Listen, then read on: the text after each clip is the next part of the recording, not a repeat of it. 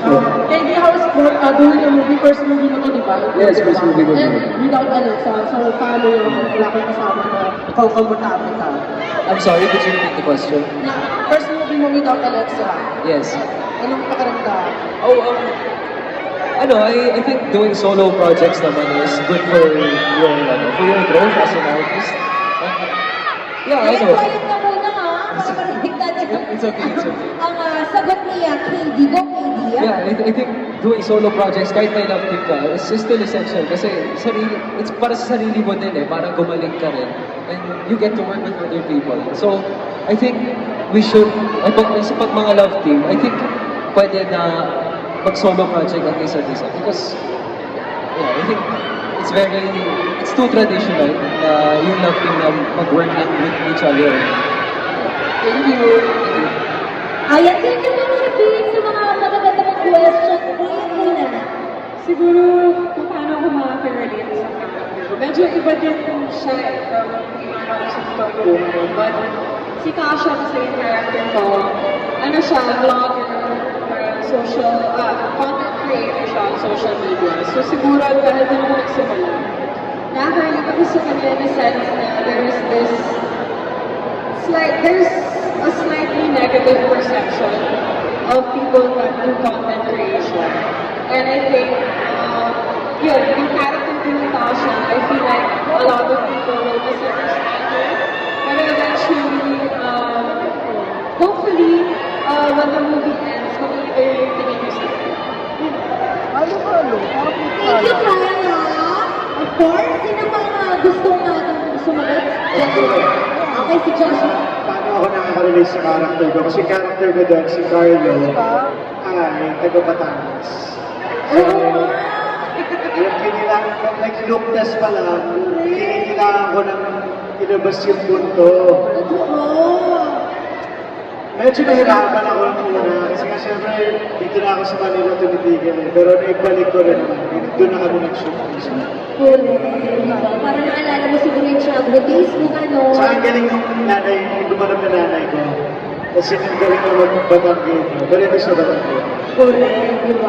Pero in fairness, nakita mo naman natin may polo ulit si Joshua, papamigay mo ba ulit? Nawala naman na siya ng polo. Alam mo ba yung nanalo ng polo kanina, hindi yung nanalo sa game natin, ang swerte. Sige, maraming salamat. May gusto mo ba sumagot? How about you, Rebel? Nakarelate ka ba sa... Kunti lang na nakaka-relate ako dun sa character niya, which is si Dayan. Kasi si Dayan, ano siya may pangarap kasi siya And so, kung kahit anong way, kukunin niya yung pangarap na yun. And so, siguro nagkamali siya at some point in her life. Pero makikita mo din yung pagbabago niya. And makikita mo yung growth niya throughout the film naman. And so, yun na yung doon ako nakaka-relate sa part na yun. Pero sa ibang parts, abangan na lang ng mga tao. Ayan, thank you very much. Alam mo, hindi naman muli ang joke. Nakarelate ka ba dun sa tanong? Ako? Wait lang. Quiet muna para marinig natin si Kuya Encho. Oo. Lalo ka na. Hindi. Siguro, yung pinaniniwalaan ng character ko yung nakaka-relate ako. Kasi, I myself, I don't believe in abortion. So, may topic na ganun I think the reason why it's also, this film is also very good for the young, for the generation that we have right now, is because we touch, we tackle things, we tackle subjects that are very relatable, and at the same time, it's a conversation that we're having right now. Diba? I mean, recently we just talked about divorce in the Senate.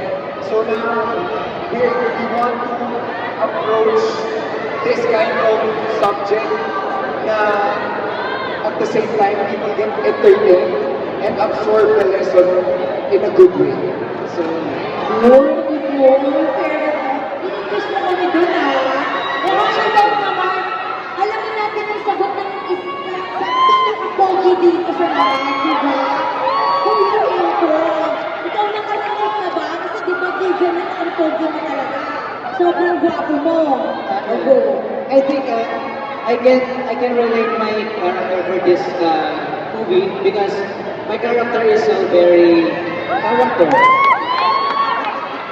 Direk, ano ulit pangalan ka rito? Nalimutan mo kasi Playboy. Playboy siya. Playboy. Pocholo, si Pocholo. Siguro, marami silang naabangan sa karakter ni Pocholo dito. nakalimutan mo din pangalan ah. Yan yung mismo. Okay na yung Sa June 12, sa June 12 nila abangan ko na yung karakter mo. Abangan din natin sa June 12. At tayo na ang humusga. Kung nakarelate ka talaga si Kuya Emre, di ba Derek? O sige, dito naman tayo kay Jane. Oo.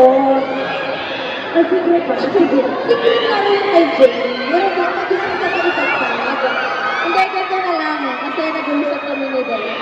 Parang ano lang siya, yung mga nahahanap natin na hindi natin ini-expect na tutulong sa atin kung kailan natin kumakailangan.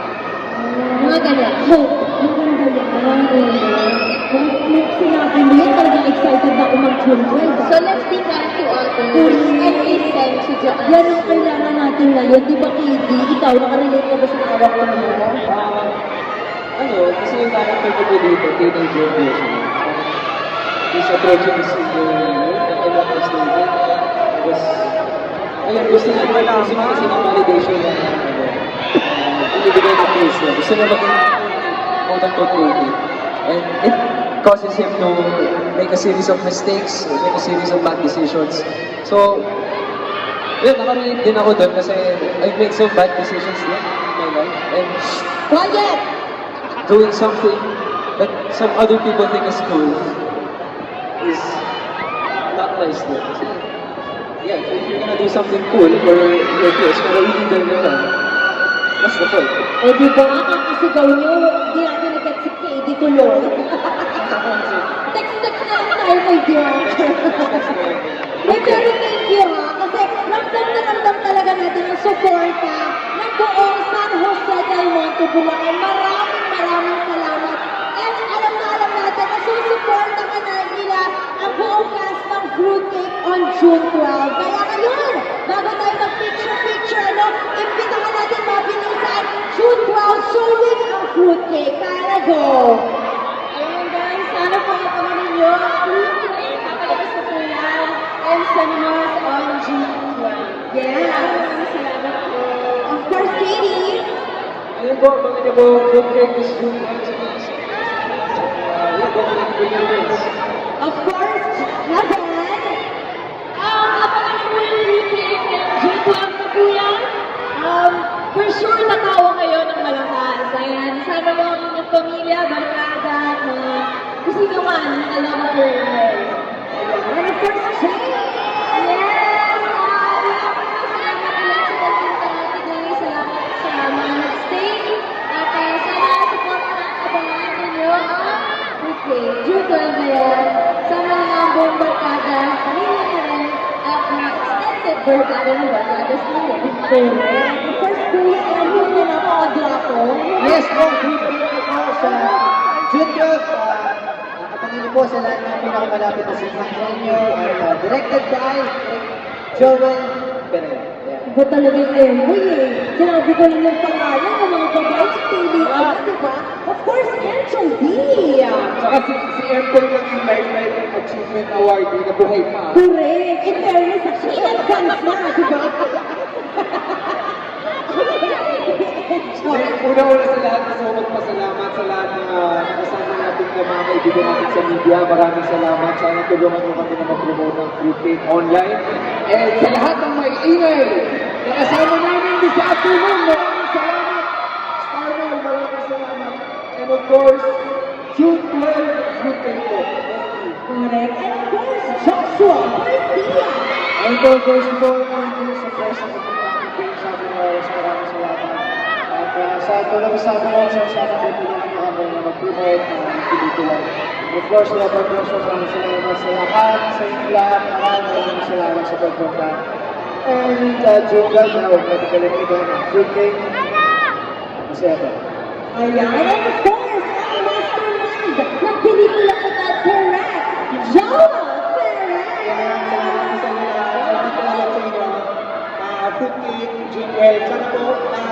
talagang pinagirapan po namin itong gawin ng pelikula. Itong pelikula po para sa akin po lahat. Sana po nakulit natin ang pelikula. Good well, salamat po.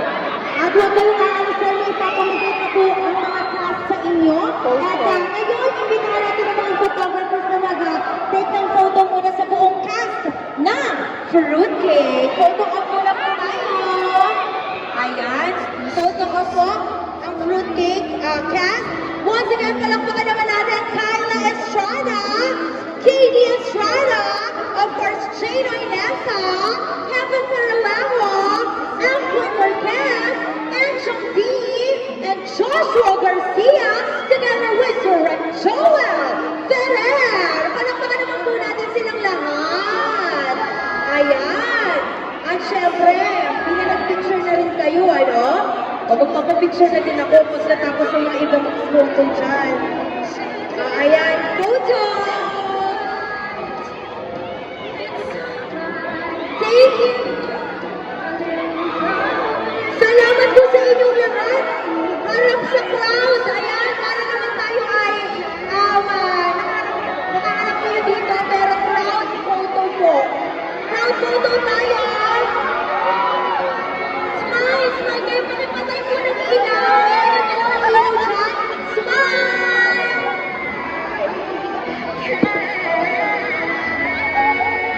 Smile po tayo! Everybody! Another one! 1, 2, 3! Smile! Thank you so much po! Ayan, mamigay na po natin ang mga posters. Once again, supportahan natin ang Fruitcake June 12 in cinemas nationwide. Palakpakan naman natin Kyla Estrada, KD Estrada, Heaven Peralejo, Shane Inesa, Enchong D, Joshua Garcia, together with the Rec, Joel Ferrer, at ang napakagwapong Emboy Marquez! Woo! Kuya Emboy! Of course, ayan, palakpakan naman natin silang lahat, ano? Ayan! Congratulations agad-agad! Huwag niyong kalimutan, guys, ha? Sa darating na June 12, support